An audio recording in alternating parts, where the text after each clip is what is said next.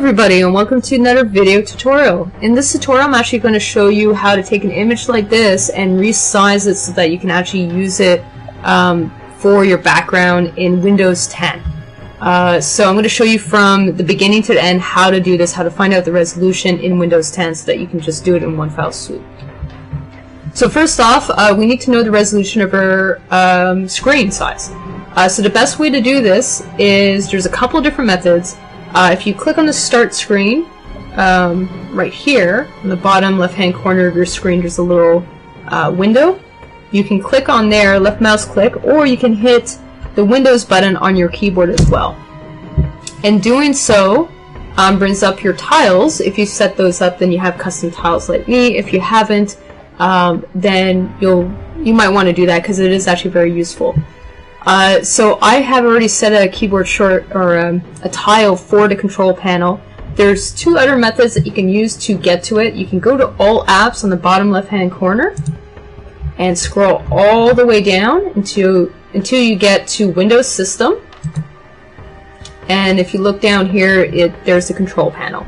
Now there is an alternative method. You can also use search for that. So if you click in the search bar down here, you can hit Control, and if you do that, it's essentially the first thing on the top. Now, important thing to notice though, on the bottom of my screen, I have Search for my stuff. You would normally have by default an additional option by searching by web. You want to make sure you're searching through your stuff. That is extremely important because otherwise you're going to get search results from the web on Bing. So I have disabled that feature because, first of all, this is a work computer. It's a standalone computer offline at all times, or as close as I can manage to that. So in this case, it showed up, so I'm just going to click on here. If you go into Appearance and Personalization and click on there, and there's actually, if you go under Adjust Screen Resolution, you can actually click in here, or you can actually, the longer route is to hit Display, and then Adjust Resolution here. So, as you can see, I have the resolution 2560 by 1080. That is the recommended size settings. So I'm going to create a new document because this is not the correct size. I need to resize it. I'm going to be combining two images to make the correct image size that I need. So I'll be creating a new document, and I'm going to be setting up the sizes in pixels so that when I actually apply and actually save this image, then I know it's automatically going to fit into my desktop background. It'll be perfectly sized. So I'm taking the sizes that I saw in the control panel, comparing those, and making sure that my new image is set to pixels and the same resolution size, so the same width and height. Now, I am also saving this as an RGB file. That is extremely important. RGB is specifically designed for screen resolution, so it's very important that you save it as an RGB because that's how the colors are combined together to form the images that we see. Essentially, they're all made out of red, green, and blue light. Now, I do set my resolution also to 300 dpi. That's standard for me. In this case, I could actually get away with a lower resolution. It's not necessary. But it's a force of habit for myself because I can easily print this image afterwards because I've done that. So it will be a personal preference for the resolution. My preference though is 300 dpi. Now I'm actually going to save this as a preset. The reason why I'm going to save this as a preset is that I can easily create a new desktop background without having to look at my control panel and figure out the sizes again, so this saves a little bit of time in the long run.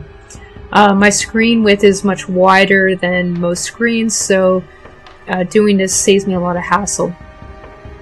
And all I did is you just create the new preset, rename it, and it appears in your drop down menu. So this is my canvas that I'm going to be working on. I'm going to be actually taking the images that are in separate folders actually within the single image and clicking and dragging it into my new template essentially. So what I'm going to do is I'm actually going to split screen this so I can easily see my other screen. I'm just going to undo that so that I can actually show you how I did that though. It's really easy. All you do is you left mouse click and drag and bring the screen up to the edge that you want to dock it at until it turns, you see a blue line. Once that blue line appears, it docks it onto that area, and you can also resize it easily. So when I'm doing backgrounds, especially for company, this is a lot easier for me because I can easily sample the colors that I'm expected to use for those drawings. So this is a very large resolution image. I'm going to actually resize this so that it obviously fits the canvas properly. It'll also help speed up the computer a bit because this is such a heavy, graphically intensive file that it takes up a lot of resources on the computer to have both these screens up along with the recording portion of this video. So once I'm happy with resizing it, I'm going to apply the transformations just by hitting enter. And I'm going to separate out the two portions. So I've decided that I'm actually going to put the painted ship on the right hand side. So I'm just going to click and drag that over. And I'm just going to resize the rotation a bit because it's a little bit big. There's some overlap and I want to avoid that as much as possible. So the easiest way to do that is just resize it. Okay, so now I'll just resize the background as well. So it fits the whole canvas too. And I'm just going to play with the darkness because I do want to lighten up this background a bit. So I have separated everything out into separate layers, so it makes it a bit easier to do modifications. So I'm going to play with this layers transparency a bit, see if that works. Looks a little bit too faded, so I'm going to try adding a filter on top so that I can actually change the hue and saturation of this background to more of a blue color because I do want it to be blue. And once that's done, I'm actually going to try to isolate my line work here. So I'm going to have to flatten out all the line work into one layer. I could do it in separate layers, but it's easier not to. And I'm actually going to select the line art and create a mask with that, and then apply a solid color to what the layer used to be. Now I did choose a very light color that's not going to show up well, so I'm going to have to play around with the color a bit. I'm also not happy with the resolution, so this tells me that my lines were not fully black before I started doing this. So all I'm going to do is I'm going to duplicate the line art, and by duplicating it and multiplying this, I'm going to get a much darker line art, and this line art is going to be better for me to isolate and recolor with. So I'm going to combine these two layers together, and now when I go in and I select the line art, I'm going to have a better selection to it, and when I apply the mask and color that in, the colors are just going to be so much clearer than what they were before. Now an additional step you may want to do too at this stage is on your mask you may want to actually change the levels. So just keep that in mind. If you change the levels, you can normally get crisper lines, but you're going to have to play around with that so that it's not overly intense. So I'm playing with the hue and saturation of that layer, essentially the solid color layer that's underneath the mask, and just figuring out what color would probably work best with what I currently have. And I do know that it needs to be very dark, otherwise it's not going to show up.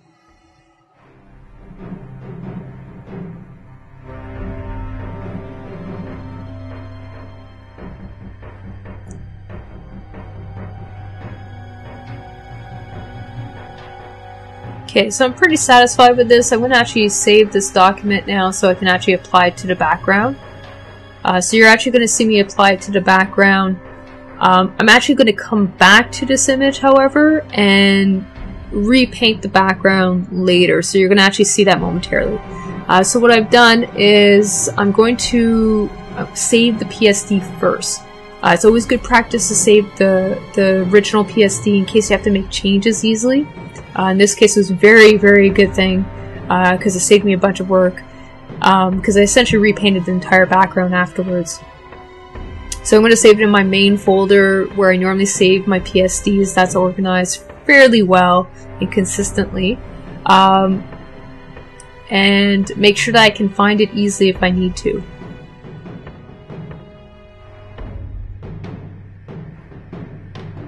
I'm just going to name it something that I can easily find.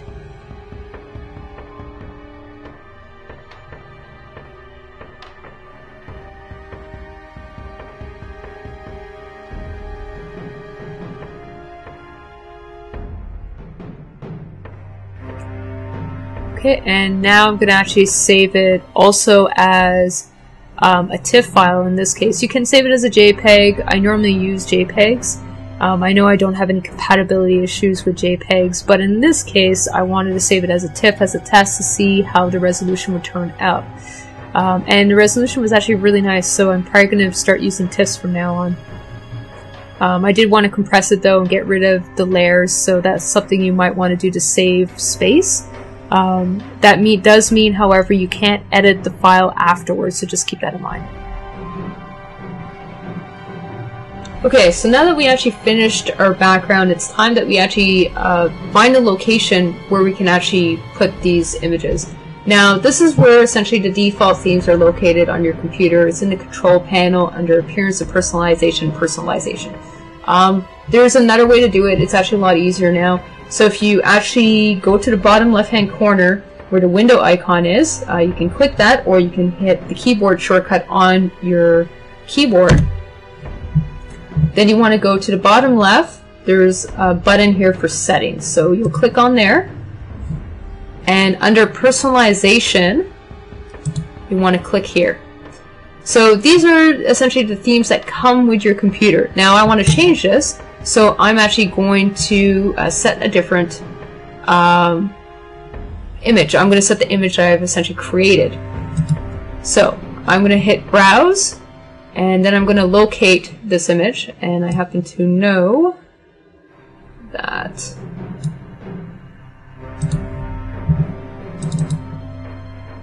it's in here. Use the bottommost image. Where are you?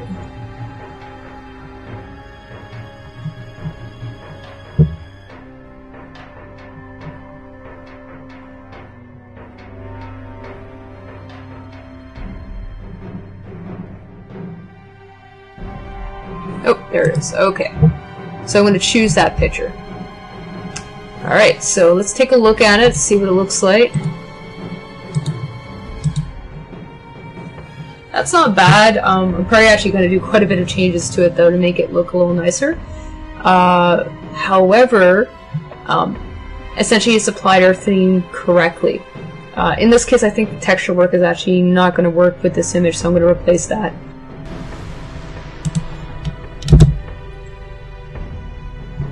Okay, so we're back in Photoshop, and I have decided that the background is actually the part that's the weakest point in this image. Sometimes it's actually really hard to see if an image is working until you actually see it in its context. So having it put as desktop background actually really helped highlight some of the problems that were with the image. So I brought up some reference material on the left hand side here for waves, because essentially I'm going to add a wave texture behind this image. And I'm actually going to paint that.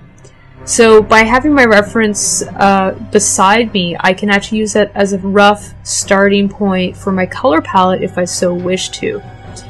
In this case I will be, but I will be doing quite a few modifications as I go, because normally I actually don't use reference when I'm actually figuring out my color palette. I normally just paint and keep on going.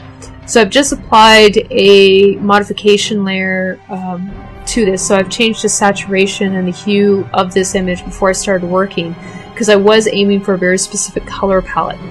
So I'm going to go in and I'm actually going to just start painting from scratch from what I already have. And I'm using the default brushes that came with this fresh install of Windows. So I did do a fresh install, so I don't have any of my preferences set up as I'm working on this currently. So I'm using the default chalk brush initially, and what I'm doing now is I'm just adding in my basic colors and patterns that I'm going to be using essentially to give me an idea of where I'm going to be going with this. At this stage it's very rough. I'm going for the general feel. I'm trying to get inspiration, so by adding some color to the background, it really makes it a lot easier to figure out what colors I'm going to be using and also how I'm actually going to be approaching this painting. So once I have that on there, I'm actually going to start sampling some of the lighter colors as well once I'm happy with this.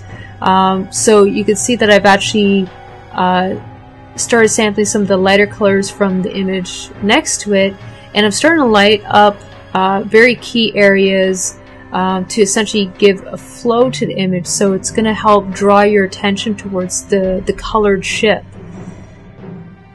Because the line work is going to be so simplified, I don't need to actually do very much on it because it already has a lot of detail work. So the main focus is actually going to be on the colored ship instead. So once I have that, then I'm actually going to go in and choose key points of interest where I'm actually going to start having the caps of the waves essentially and start adding in the motif. And all I've done so far is change the size of my brush as I go.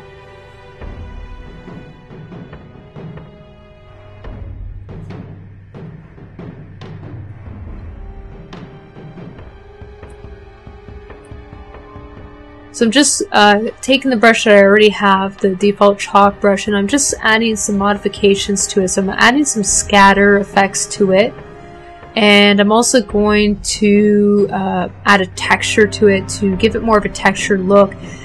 This textured look is going to make it look more like waves instead. It's also going to help break up the form a bit more. And you can see right now I'm still working fairly zoomed out of my image. I haven't zoomed in at all.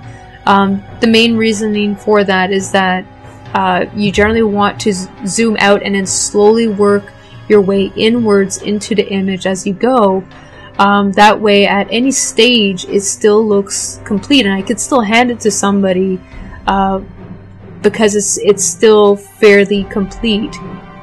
So I can still present this to a supervisor or anybody like that. So I'm just going in and choosing some really key portions. The brush size is fairly large at the moment, so I have not decreased the size yet, but I have decreased the opacity. I believe I'm using an opacity of probably about 10% at the moment, because my color is so light that I don't want to add it too quickly. It's better to add it much more slowly, and as I add detail I'm actually adding new layers, especially that way if I make a mistake or I need to erase something, it's a lot easier to do so. So I just went in and I actually sampled some brighter highlights, and as I do so I also decrease my brush size once again, so that as I'm adding information it's essentially just going to add small bits of information to the image I already have.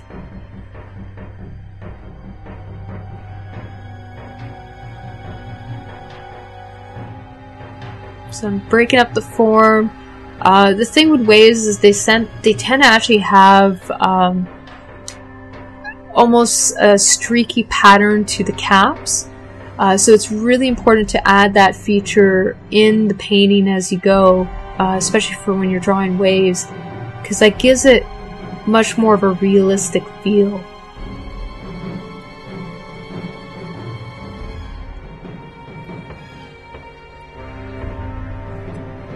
So my main focal and my main detailed area is actually on the bottom left hand corner.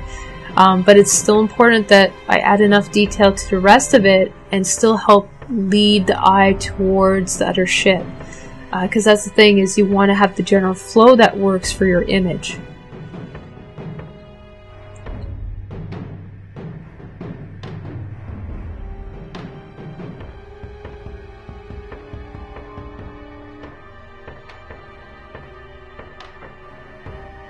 Now, because this white color is so bright, I've actually had to go to, I believe, a 0.5 opacity level.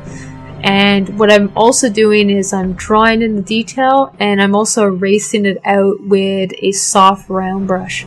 By doing this, I'm able to soften out the detail a bit so it's not too harsh and has more of a blending effect.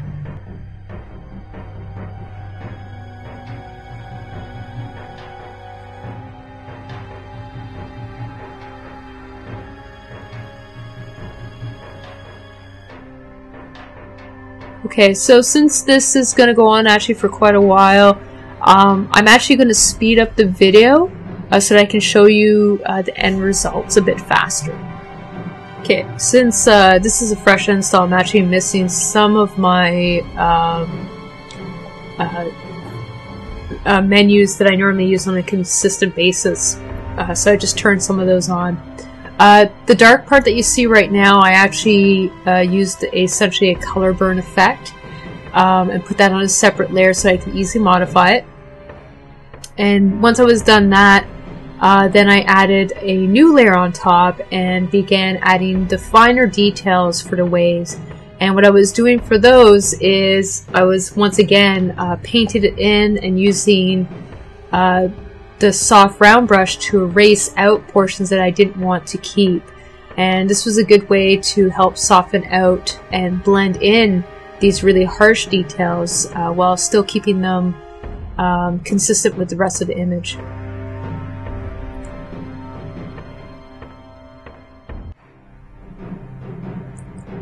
And as I work, I am actually consistently taking a look and previewing it on my desktop to make sure that the image is working.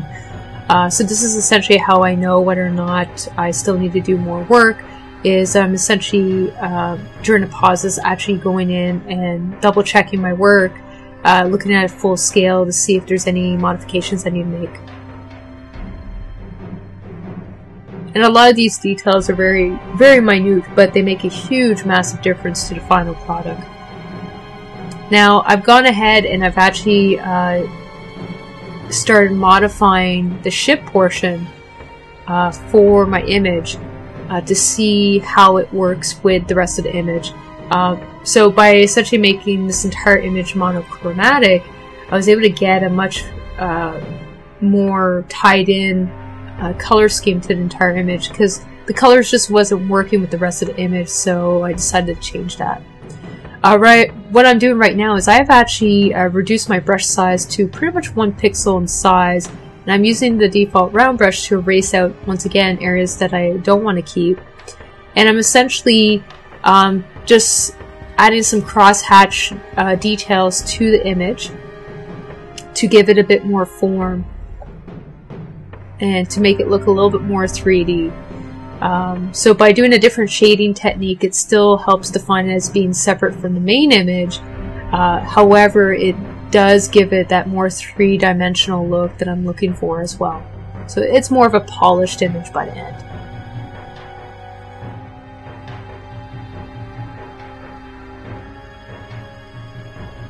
So I hope you guys enjoyed this video, and I hope to see you guys soon. So thank you and take care.